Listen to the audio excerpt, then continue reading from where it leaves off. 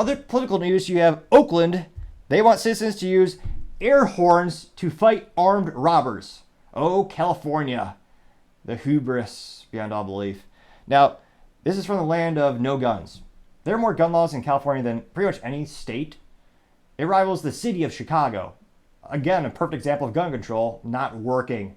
Because for some crazy reason, when you disarm citizens, the bad guys are, for some weird reason, they're just empowered. Who would have guessed? Well, anyone with a soul who doesn't want to disarm law-abiding citizens, and maybe also people who have more than a modicum of intelligence. But a lot of these politicians, so you gotta remember, they usually lack both of those things. Now, it looks like violent crime in Oakland is up 14% compared to the same time period last year. And that violent crime, their definition of that specific category is a category encompassing violent crime being comprised of homicide, aggravated assault, robbery, and then, if you have kids, cover your ears, but rape. Which, I'm one of those people where the best equalizer is a gun. Give a gun to a 90-pound woman, she can defend herself against a 300-pound man. So I'm a big proponent of arming everyone, all law-abiding citizens. They have that God-given right. There should be nothing more disgusting in someone's mind than taking away that woman's ability to defend herself, or a man's ability to defend himself and his family. Now, looks like they actually have a little bit of a clip here. Let's see. Of course, YouTube wants us to have 12 to 13 advertisements. Oh, not that many, but it's getting there. So this is actually from a Fox News outlet over there. Let's see here. This is... Oakland crime is so rampant out there that authorities are now encouraging residents to, listen to this, carry air horns to deter criminals. After living here her entire life. I can't take it anymore. I got to the point I was too scared to leave my house. Cook blames brazen assaults and robberies in broad daylight, break-ins, and home invasions across the city. Now, thank God she could afford to do that. If you have more than 2 pennies to rub together, I would suggest get the hell out and go somewhere where they actually give you your right to defend yourself. And they actually give more rights to law-abiding citizens, not criminals and other morally vacuous people.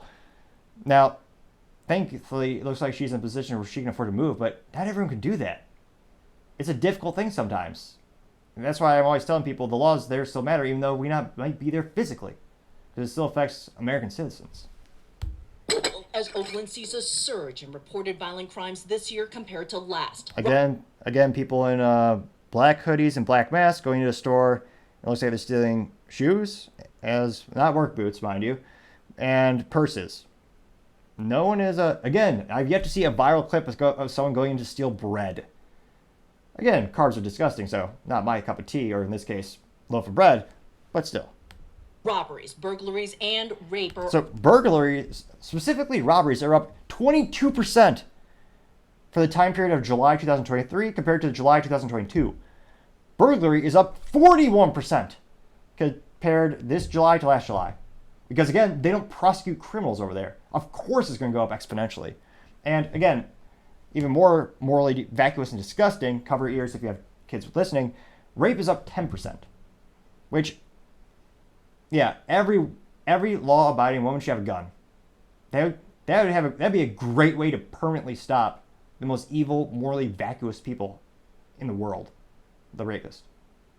But there are states that actually give more rights to the bad guys than the good guys, disgustingly enough. Are all up by double-digit percentages.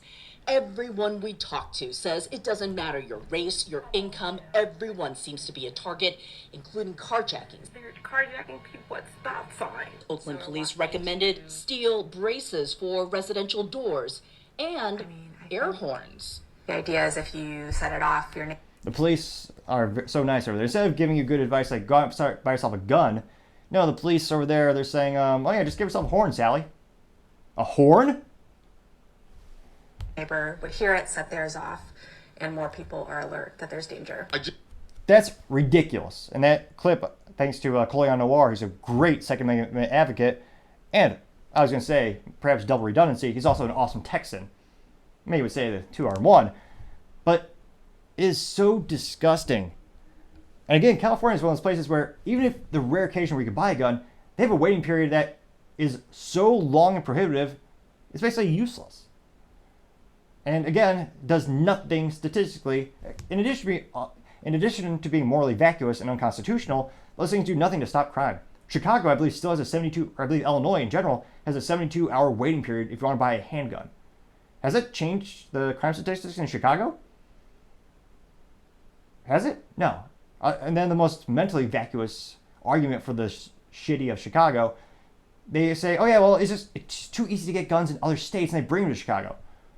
Well, if that's true, why don't those other states have the same crime rates as Chicago? They don't. They're significantly less. Because it's not a gun issue. It is a culture issue. It's a political issue where the politicians are encouraging this behavior. Not only by not prosecuting them, by disgustingly disarming American citizens. It's ridiculous. So I highly implore everyone, if you live in Oakland, write your politicians, write those bureaucrats, and more importantly, vote them out. You need to show them, I'm going to vote third party. I'm going to vote for the other. I'm going to vote independent. I'm going to vote for the other party. Vote not just with your wallet by buying a house maybe in a better state, but if you're stuck there, let's say you, which I actually don't believe in terms of anyone can move with the right encouragement and resources. You can make it happen. One of my favorite books is John Papa John. His grandfather, I believe, came over to the United States with nothing. I mean, my family came from Cuba, but they had nothing. And before you say in the comments, no, we actually took a plane. One of the last planes out before Fidel took over. My parents had nothing. But they still risked everything because they knew the United States was better. And thank God they did that because, of course, Cuba's gone to hell ever since. They've disarmed Americans. It's just a communism hellhole. No rights. And I highly implore everyone, get out the vote. Vote appropriately. Vote those candidates out. Peacefully let them know your intentions, that you will not accept being disarmed. You will not accept being bullied anymore. You're gonna vote for someone else. You're gonna go on social media and say, hey, this is a better candidate. Here's why. They're actually going to prosecute crime. This district attorney, this one is going to actually do something. And hopefully we turn these things around together. Thank you everyone for taking the time to tune in. Also, want you to get to 3,000 subscribers by the end of August. So if you click that button, I would greatly appreciate it. Also, don't forget to take the time to like and comment. The feedback is always greatly appreciated. It helps us make the show better and better. Also helps with the algorithm so it gets shown to more and more people. Also, don't forget to tell your family, tell your friends, tell your co-workers, heck, tell your enemies, tell anyone and everyone. Just stay safe and fight the good fight.